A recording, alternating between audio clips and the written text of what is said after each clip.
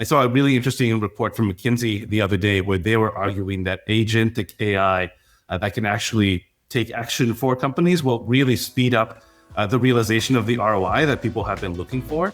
Now, they argue that's a opportunity and a challenge in that a lot of existing workflows at large companies haven't really changed that much. So just bolting on AI at one end of a process isn't going to fundamentally accelerate that process. Companies need to redesign their processes from the ground up with the idea that AI is available. This is the AI First podcast, hosted by me, John Herstein, Chief Customer Officer at Box. Join me for real conversations with CIOs and tech leaders about reimagining work with the power of content and intelligence and putting AI at the core of enterprise transformation. My guest today is Stephen Chien, the head of AI Advisor Solutions at LPL Financial, and I'm your host, John Herstein, Chief Customer Officer at Box. Each episode, we talk with CIOs, IT leaders, and AI pioneers to share real-world insights that you can act on today. Let's dive into today's conversation and welcome Stephen. Thanks, John. Glad to be here. Would love to start with a bit about LPL, and if you could just tell us and our listeners about the organization, kind of scope and scale, and what you all focus on. Yeah, LPL is one of America's fastest growing wealth management firms, also one of the largest. So we operate an independent model where our financial advisors are independent. They're actually our clients, and our job is to help equip them to serve their clients the best way possible. We've grown a lot over the past couple of years. We now have 29,000 financial advisors that we serve, and they serve about 7 million households with about 1.8 trillion in assets. So a lot of scale with LPL, and it's just a great opportunity to help financial advisors to serve their clients better. And can you tell us a bit about your journey to becoming the AI Advisor Solutions leader at LPL? Yeah, I tried ChatGPT like a lot of other people in 2022. And I thought, wow, this is a really exciting technology. And it struck me pretty quickly, this was by far the biggest innovation I'd ever seen that could help financial advisors to be more productive, enhance how they serve clients, and even grow their businesses better. I'd spent a lot of time at Charles Schwab, over a decade there, helping its branch advisors with the right products and platforms to serve their clients better. And when I saw what AI could do, I thought this is something I really want to be a part of. So LPL was looking for someone to lead AI initiatives, help curate AI technologies for its advisors, and I jumped on that opportunity. I thought it'd be a really exciting way to help financial advisors to grow their businesses and to scale how they serve clients. Is there something about that scale that you talked about? I think you said 29,000 advisors that really drove LPL to think seriously about having an AI strategy for the team? It's interesting. It's both a big obligation and a big opportunity. So it's an obligation in terms of when the advisors come to us, there's a lot of different advisors. They're independent. So they're all looking at the market and trying to figure out what tools to use. And so when they come to the home office and ask us, hey, there's all these different AI note takers and AI meeting assistants and AI scribes out there, which ones are the best ones for me? That ability to help curate for them and help them figure out what they need to do is powerful when we can get it right. And we work very hard to find the tools that are most effective, compliant with regulations, where the companies behind them are well equipped to serve that scale of clientele. When we get that right, we can save advisors a lot of time, half an hour per meeting or more, a couple of hours a week. And that really adds up. And you multiply that across the scale of LPL, and certainly that opportunity to help financial advisors save a lot of time, free up time for better client service, growing their practices. That's exciting. So that scale is certainly both a opportunity and an obligation for us. I'm sort of curious, does providing those sorts of tools, leading edge kind of innovative tools, also become a competitive advantage given your advisors are all independent? Does it help, grow and retain the advisor base? Yeah, definitely. We have seen a lot of excitement around some of these tools. I'll highlight one, Jump. It's an AI note taker that's customized for the wealth management industry, and the advisors are really loving that tool. So that tool joins a virtual meeting, it takes notes for you, and beyond that, it's tailored to the financial advisor's use case. So it sends those notes back to a CRM. It helps the advisor draft their follow-up email to their clients. and that saves a lot of time. And so if we can arm advisors with the tools that save them time, help them to be more effective financial advisors, then yeah, that's a competitive advantage for us, for sure. Certainly our hope is that we can continue growing quickly, that we provide the right tool sets to help advisors. And if we do, they'll vote with their feet and come to LPL if they choose to be independent. You talked about sort of playing around with ChatGPT when it first came out and sort of getting interested in it from that perspective. But why is this such a passion for you? Like, why is this so interesting for you as a space to innovate and grow in? Yeah, so two things. One is just I've always enjoyed learning and seeing and exploring new things, and that's everything from food to travel. I love to travel and been to a lot of different countries, and certainly technology is it the same way. I've enjoyed learning new technology, seeing what they can do. I use a lot of AI myself, coding projects, helping me plan travel, plan recipes and things like that. So that's something that I get very excited by. And that's certainly the opportunity to have impact. So going back to where we started, being able to work really closely with advisors and see the difference we can make for them is really rewarding, seeing that benefits that they get. One of the benefits of the independent model, and again, one of the challenges is the advisors have a lot of feedback for us. We have a lot of conferences and councils, and they're always bringing their suggestions to us. So it's a very close model where we spend a lot of time talking to advisors. But when we get it right, when we can give them a tool that saves them time, they love it. And that's really rewarding to see the real world benefits of the work that you're doing. That's really, really cool. And it's great that you've got that feedback mechanism because, as you said, they're independent. So they can kind of vote with their feet. And if you're not bringing in the tools and solutions, that can be problematic. Let me pivot a little bit to the kind of the technical and governance side of things, and talk about the criteria that you think about as you stepped into the role and as you started thinking about which AI tools you'd bring to the field. What are the criteria that you consider when you're thinking about building out that tech stack? Are there any constraints that you have in place or guidelines that really drive your decisions around that? Yeah. So wealth management, being part of financial services, is a very regulated industry. There's a lot of compliance rules surrounding financial advisors and the advice they give, and the rules around how they communicate with their clients. And so first and foremost, we need to make sure that any tool that we're vetting to add to our AI advisor solutions menu is going to be compliant with industry regulations. That's going to help advisors stay on the right side of the regulatory agencies like FINRA and the SEC. So that is foundational to anything that we put on the menu.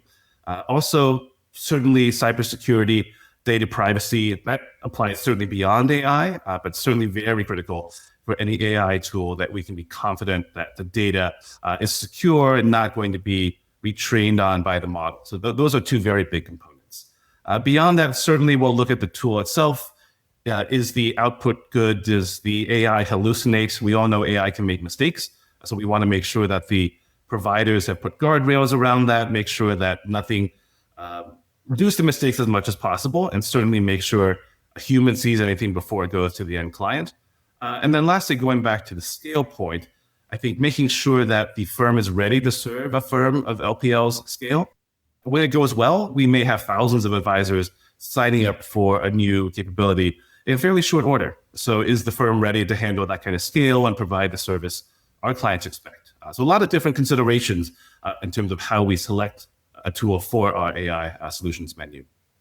Yeah, that all makes sense. And I think a lot of the same criteria that other firms are thinking about. You obviously have some additional regulatory requirements that others may not have, but I think most everything else is going to feel very familiar to people.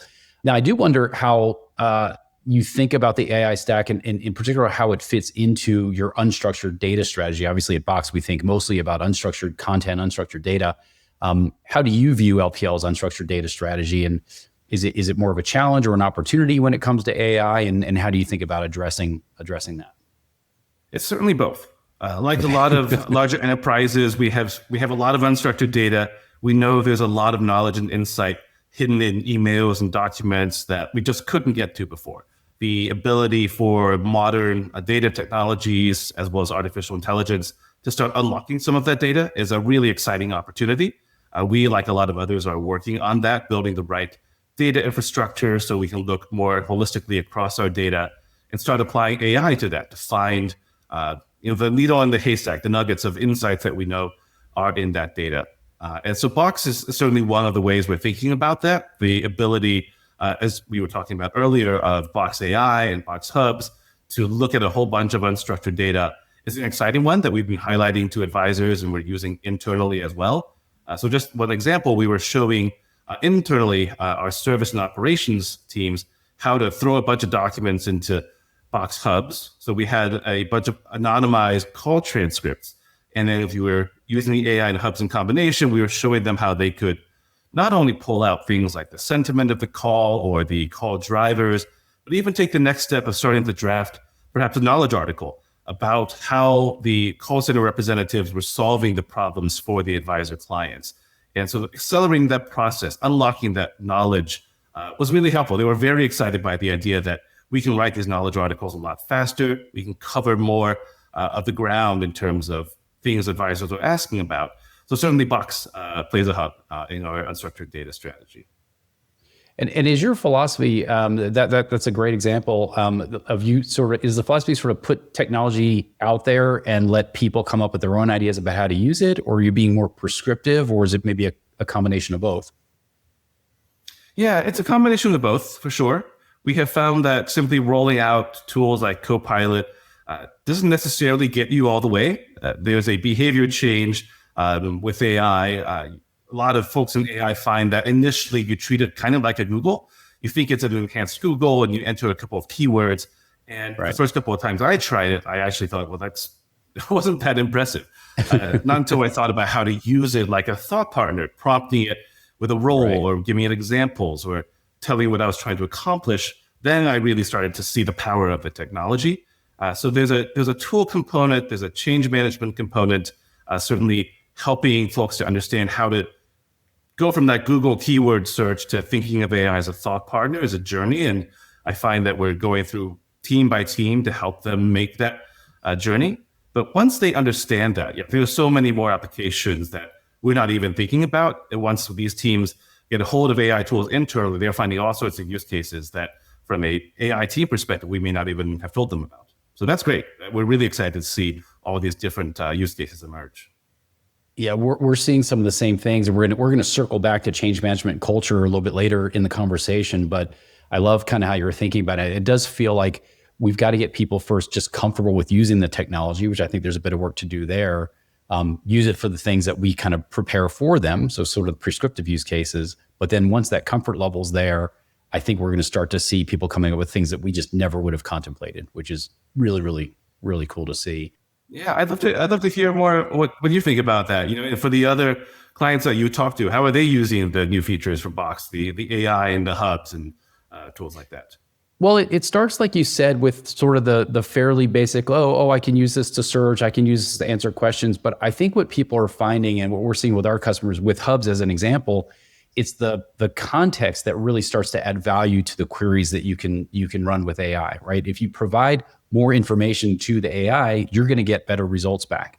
If you ask a really targeted question and it's really just a bit more than search, you'll get an answer back. It'll probably be correct, but it may not be as valuable as saying, I've got a whole bunch of documents that have these kind of this kind of content inside of them, and I'm trying to understand something a little bit deeper than that. And I think that's where the real power starts to come up. We're definitely seeing that in our Hubs product.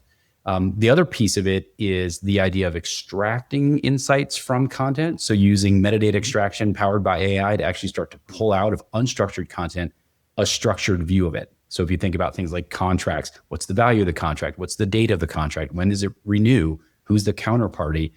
These are things that today people have to go through and do, and you can actually make that process, a lot faster. So we're seeing all sorts of things, and I think, to your point, getting it out in people's hands will start to accelerate the process of them coming up with ideas that just would never have occurred to us because, we don't do what they do for a living every day, right? That's a perfect example. On the topic of use cases, there's a few different areas that you all have been piloting, and I'm sort of curious if you could talk about one or two of them. The areas that I'm aware of that we're working with you at LPL is prospecting new client onboarding, media and compliance review, marketing content generation, client onboarding checklists, and secure collaboration with various external partners. So I know that's sort of broad categories, but Can you pick one or two of those where you're either piloting or sort of shifting into more of a production mode with AI? Yeah, two examples. One on the supervision front in terms of making sure that the material that advisors submit is compliant. So going back to the regulated nature of our industry, when there's advertising, it needs to be reviewed by compliance to make sure that anything being submitted by either by the home office or by the advisor is compliant with regulations. That is traditionally a relatively manual process, as a person reviewing each piece of content. And with technology, that process has been more and more automated. And with AI, that process is improving further. One of the common challenges of tools like that is you have a lot of false positives that tell the compliance professional to watch out for this, watch out for that. We're finding that AI can help figure out, hey, this keyword flags something, but overall this piece of collateral is going to be okay, and helping to reduce the false positives and focus the human attention on the cases that really need it is powerful. And for the advisors that do a good job of submitting compliant content in the first place, that goes through faster, and they do see that difference in the speed at which compliance can get back to them. So that's helpful, and that makes a difference in how they generate, how they do their onboarding, how they do their marketing. Another example I'd point to is marketing content.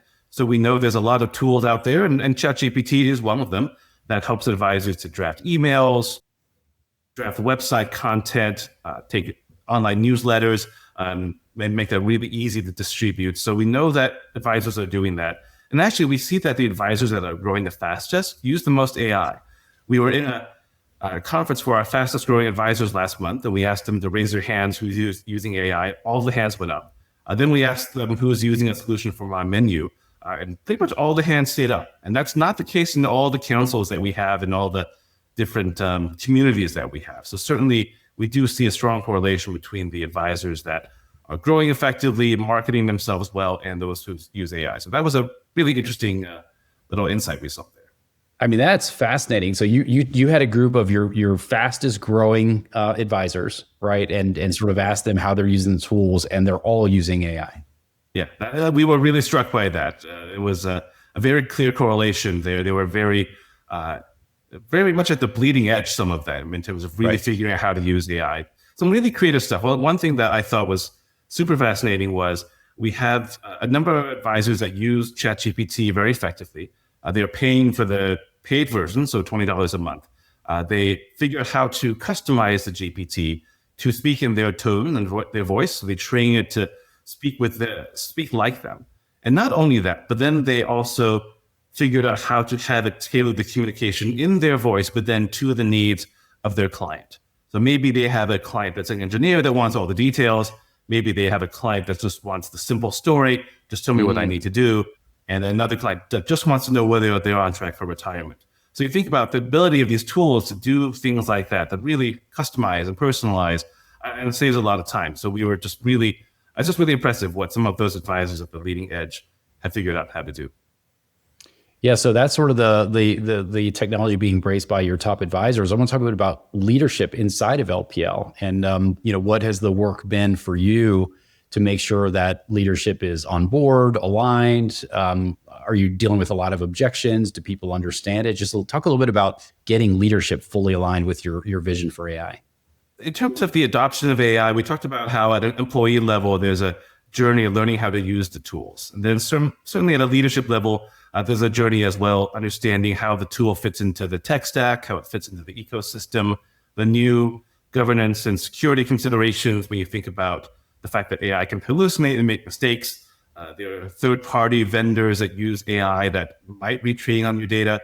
And certainly for any tool that we add to our stack, whether internally or for advisors, we don't allow any retrading on the data. So not a lot of new considerations for leadership to think about. But like a lot of other organizations, I think we found that the key thing is to really align the technology closely to the business problems. If we can show that there's a clear business benefit helping LPL to be more productive, responding to clients faster by helping our call center representatives or operations staff have the right data at their disposal, we can get a lot more traction if there's a clear alignment to a business problem. So certainly, we, like many others, have found AI it's a different sort of technology. It's not just another technology department initiative is not just another tool. It's something that really requires a firm-wide effort, really closely aligned to the business objectives. And that's a little bit, that's not certainly not unusual with other technologies, but very much the case for AI. I have seen that over and over again in my conversations with customers where, AI at first, it's like, oh, it's cool, it's interesting, but I'm not quite sure how it's going to make my life better from a professional perspective. And so having those real world, business use cases is really, really important, to your point, to get leadership aligned. So they say, well, we're not just going to make this available for everyone and see what happens. We actually want to have, real value coming back from that investment. So it's great to see that. Now, getting leaders on board is one thing. Getting compliance and the regulatory side on board is probably a whole different thing. So can you maybe talk a little bit about that and that process and maybe what obstacles you ran into? And if you think about our audience, there's a lot of folks in similar positions, maybe not quite as far ahead, and any advice or guidance you'd have for them on how to navigate, that compliance conversation. It's certainly a critical consideration, especially in a regulated industry. We found that we had a pretty good technology governance process in place already, given the nature of our industry. So a lot of governance and risk management and making sure that any tool is compliant and fits our technology stack well. So we didn't want to rebuild everything from the ground up for AI. We'd certainly leveraged what we already had in place. Certainly new considerations for AI. So we have a couple of different committees, very cross-functional groups that bring together legal and compliance and enterprise risk, data privacy, third-party risk, a lot of different subject matter experts together into these committees that vet and approve AI tools. And so for any tool that we're going to add, whether it's to the AI Advisor Solutions menu for advisors or one that we use internally, we're looking at things like we mentioned earlier. How does the AI tool reduce hallucinations? How do we make sure a human reviews anything that goes out to the end customer? We want to make sure the AI model is not retaining our data, is not retraining on our data. These are all critical considerations for AI governance, and certainly things that we have built out over the last year. I think in terms of challenges, certainly we have found that it's such a new technology. Not everyone understands it well. So how do we help the business sponsors that come to our committee be prepared to answer questions about the AI model and retraining, which many of them are not that familiar with? That's something we're still working on, honestly. There's a learning curve for the technology that everyone is going through. And certainly the fact that AI is changing so quickly is a challenge, and one I think the whole industry is dealing with. So AI agents are a big trend in 2025. And how do you approve and vet an AI agent that can start taking action on your behalf? These are things that just didn't exist a year ago. And so certainly being nimble, being adaptable is going to be critical for anyone in this area. So it sounds like you've got a standard set of criteria that the committee's looking at, that you're making sure people are thinking about as they're evaluating these technologies, but you haven't created a whole new governance process that's completely separate from what you would do anyway. It sounds like, is that right? Yeah, it's very much baked into the existing governance process. So if our technology governance counterparts see that a tool has artificial intelligence in it, they'll vector that over to the artificial intelligence governance team, and then that kind of loops back into the standard process afterwards. So certainly no need to reinvent the wheel here, but certainly needed to enhance the process for these new considerations. Well, when you think about some of the areas where you maybe have run into some roadblocks, did they tend to be more in the area of issues with data, with integrations, with pushback from users, compliance? Like where did you run into some challenges? And maybe we can talk about how you overcame them. Yeah, I'd say from a data challenge to certainly the quality of data is a challenge. We find like most firms that the data infrastructure we have was not designed for AI, because ChatGPT only became widespread in 2022. Not to say we weren't using machine learning and earlier generations of AI before, but most firms, including us, didn't build all of our data in a way customized for the advent of AI chatbots starting around 2022. So certainly there's a lot there that we're doing to bring together our data, really equipped and AI ready now and for the future. I'd say compliance is also an interesting challenge. Going back to your earlier question, the landscape is evolving so quickly that the providers that we have in the menu, they may add new AI capabilities, and we only hear about them sometimes as customers start to use them. So certainly building in mechanisms to hear from partners when they're launching new AI technologies, understanding how these tools are getting better because they can do more and more. So staying on top of that is critical. For instance, we had one tool that we were vetting where this is from a really well-known investment research shop. Everyone in financial services would know it. They had designed a tool that was designed to help advisors tap into their knowledge base in a ChatGPT style format. And they said the tool didn't provide advice. But as we tested it, we asked it one prompt, can you recommend a stock? And it said, no, I don't recommend stocks. But if you ask a second and a third and a fourth and a 10th question, eventually it starts to give you advice-like answers. And that was one area where we thought, well, hold on a second. This tool sounded like it was going to be compliant at the outset, but it actually isn't. In that case, we did not approve the tool. So certainly compliance is a critical consideration in testing these tools. Right. Sometimes yields results that you're not expecting.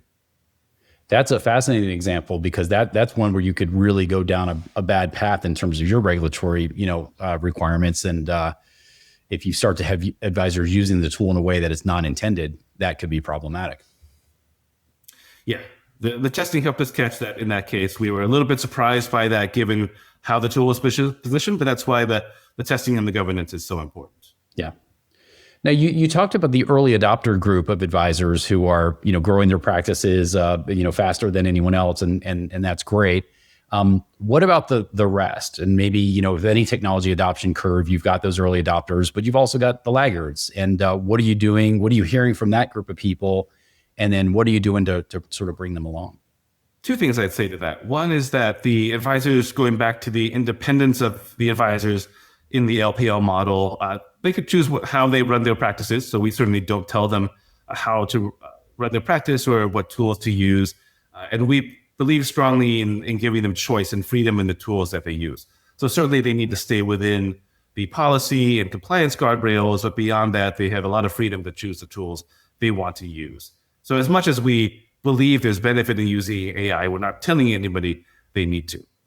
That said, we do find that advisors love hearing from other advisors, especially the ones that are at the leading edge and can show that I use the Jump AI note taker and it's saving me 5 hours a week, or I'm using ChatGPT or LPL's marketing solutions to draft my marketing content. I'm saving 5 hours a week that way. So certainly the advisors at the leading edge, when we bring them together in these communities and conferences, we have one coming up in August where we will have some of these leading edge advisors talk about how they're using AI, the kind of time that they're saving. And that really resonates with the other advisors.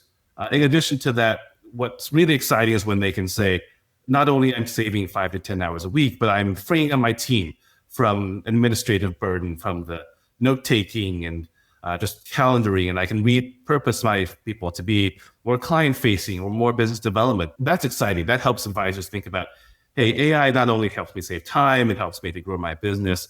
And so advisors hearing from other advisors is certainly a really powerful way to get that adoption. We've certainly seen that both for ourselves, our internal use of Box AI at Box, but also with our customers, that finding a way to showcase some of these early examples of success. And when people are hearing from peers about how they're leveraging these technologies and how it's making them more efficient or enabling processes that they couldn't even do before, that's way more powerful than you telling them, you should use this and here's why, right? They're hearing from others who are finding success with it. That's a great tip for folks. Yeah. What are some of the most exciting examples that maybe you guys hadn't thought about when you first rolled out those capabilities? In my world of customer success, where we're doing a lot of work, obviously directly with our customers, research around customers, understanding a customer's business context, what challenges they're facing right now, helping to sort of tailor our messaging and connect the features and capabilities of our products with the challenges that they have in their business. Historically, you'd have a person doing a ton of research, looking at financial documents, looking at websites and that sort of thing. And you can't do away with that, but you can make it a much more efficient process, bring a lot of that stuff together, have a starting point for a conversation.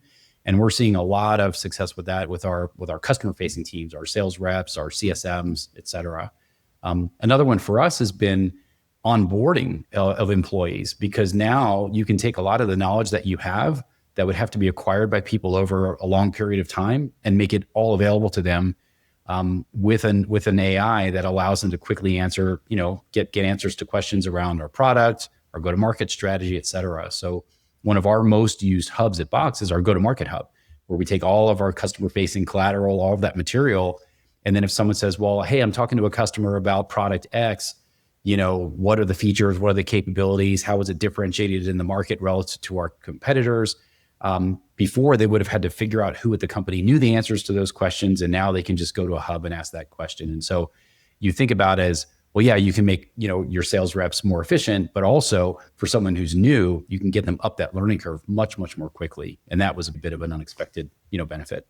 Have you seen something like that too with advisors? Yeah. Yeah, certainly the ability for advisors and within LPL for new employees, both at the advisor level and at the corporate level, to help with that onboarding is certainly an exciting opportunity. There's so much, going back to the unstructured data point, there's so much knowledge embedded in this onboarding document, that onboarding document. If you can pull it together, extract the insights in a way that's easy for that new hire to consume, you can get them up to speed faster, reduce the amount of people and process involved in terms of helping them to get started and get going and get revenue generating that much more quickly. So certainly we see that as well. Yeah, huge. And back to your earlier point about getting leadership on board, obvious business benefits to that, right? The more quickly you can get these folks on board and productive and actually serving your clients, the better that is for the business. So it's a great motivator. You mentioned how you love to learn, and sort of you're always, learning more about these capabilities. So what are you excited about going forward? We talked about agents super briefly earlier. I don't know if it's agents, if you're thinking about, other capabilities that are emerging in the world of AI. What are you most excited about? Agents is certainly a big one. That's already an overused buzzword in 2025. It's something you hear about a lot in the AI landscape. It's certainly overhyped, but nonetheless, agents are coming. And the idea that you have AI tools that not only chat with you, but can actually autonomously make decisions and take actions on your behalf by calling different tools, that's really powerful. And that's going to unlock a lot of the ROI of AI that people have been feeling like, hey, I'm not seeing as much ROI as I thought there might be. I saw a really interesting report from McKinsey the other day where they were arguing that agentic AI that can actually take action for companies will really speed up the realization of the ROI that people have been looking for.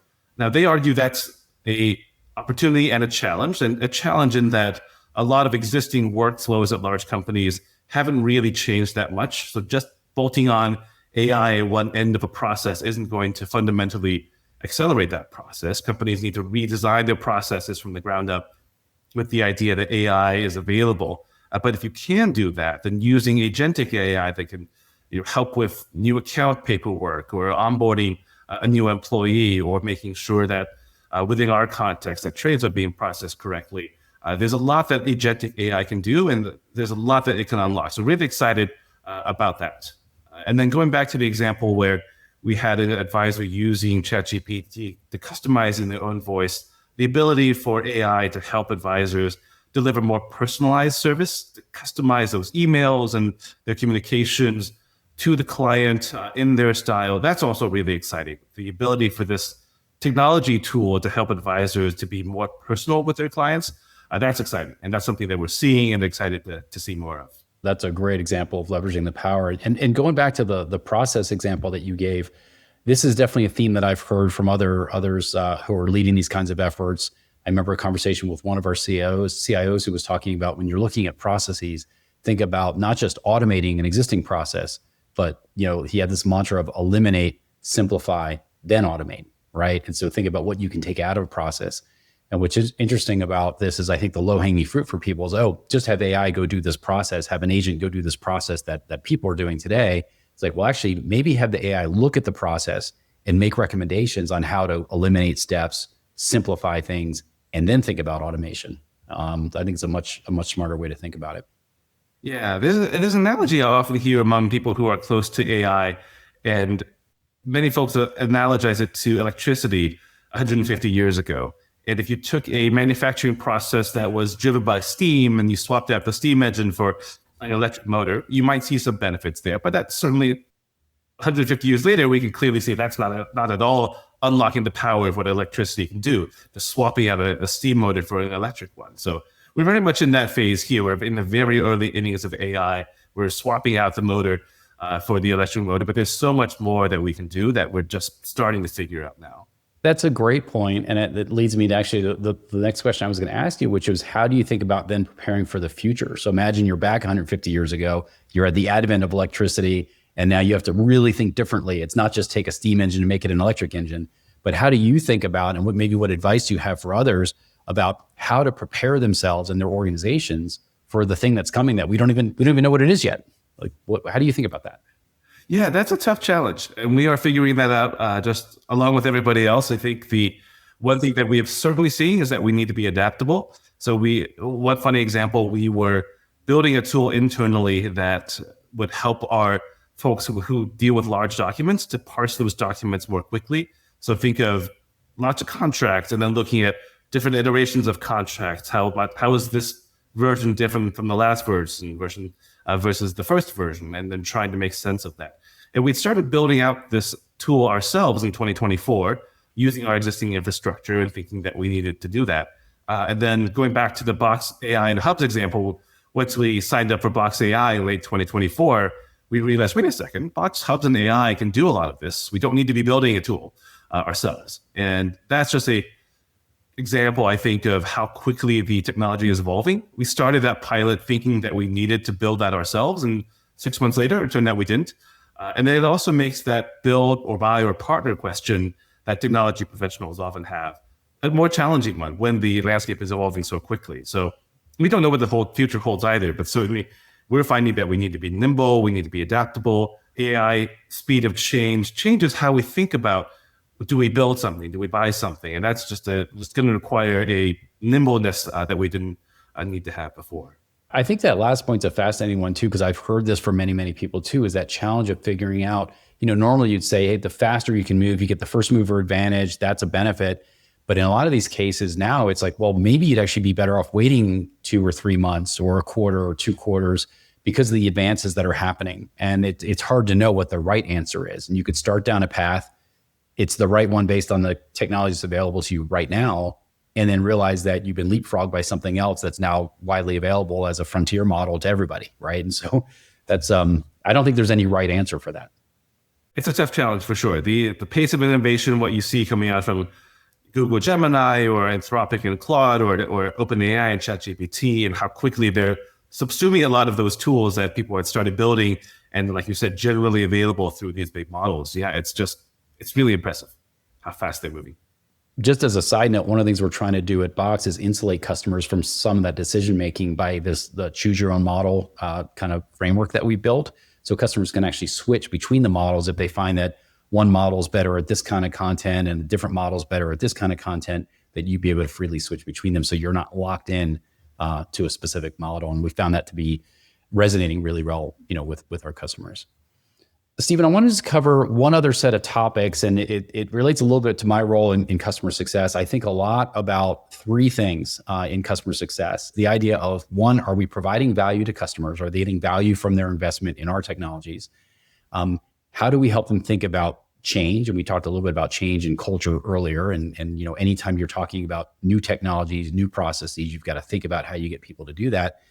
And then finally, what is the experience for your end users in using these new technologies? And so I think about those 3 a lot. And I'm just wondering if you can give a little perspective on those 3. We've touched on a bunch of them throughout this conversation, but value realization, change and culture, and then the experience for end users. Tips, thoughts for folks out there on those 3. Yeah, in terms of value, I'd say that certainly we see the advisors are saving time. That's the easiest outcome to measure right now. We talked about jump and meeting, note taking, and ChatGPT and taking notes. We have a lot of folks using tools like Microsoft Copilot. They love that it can be embedded with all of the other Microsoft applications and being able to pull data from there really quickly. So yeah, the value realization, we see good value realization there. Certainly these tools are not free, but they find that the time savings, the productivity savings are really helpful. I think from an experience standpoint, there are still a lot of tools emerging in the ecosystem. And part of the reason we need to curate tools for advisors is there's just so many of them. And I think advisors are looking for tools that simplify their lives, and many of these tools do, there's just a lot of tools. And I do expect there'll be some consolidation of these tools over time. One of the fascinating trends we see within our space is as AI note takers become more prominent, you spend a lot of time there as an advisor and you may go back and reference your notes. And there's a interesting competition or convergence. I don't know what's the best term for it. But we see CRMs, AI note takers, even financial planning tools all coming together, competing for the advisor's attention. And we don't know exactly how that convergence will play out. But from an experience standpoint, advisors don't want to have to swivel chair through a bunch of different tools. They want someone to just extract all the insight and bring it to them. So that's the experience we see emerging. We don't know which provider is going to ultimately prevail in that, but certainly from an advisor standpoint, a tool that can bring it all to them and make it easy for them, that's the experience they're looking for. And I suspect someone will get there and do that for them pretty soon. So from an experience standpoint, that is something that we're excited about, and certainly a really interesting trend in the industry right now. And you've got a great feedback mechanism so that as you're rolling these tools out or considering these tools, your advisors are telling you what they like, what they don't like, where it's adding value and so forth. And I guess I would encourage, other folks out there to think about that and making sure that you're not just pushing stuff out because it's cool or new, but that you're actually getting feedback from your end user community, from your customer community on how well those things are working for them. Is it adding value? Is it providing something that's useful to them? And responding to that feedback. And I think you all are doing that very, very well.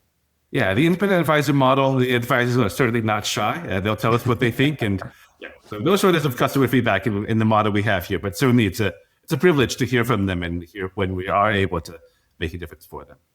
Well, it's clear you think about them not just as an extension of your team, but also as your customers in a way, right? And so hearing from them and taking their feedback is super important to your business model. So this has been a great conversation, Stephen. I really appreciate your time. I've learned a lot. Hopefully, the folks out there listening have as well.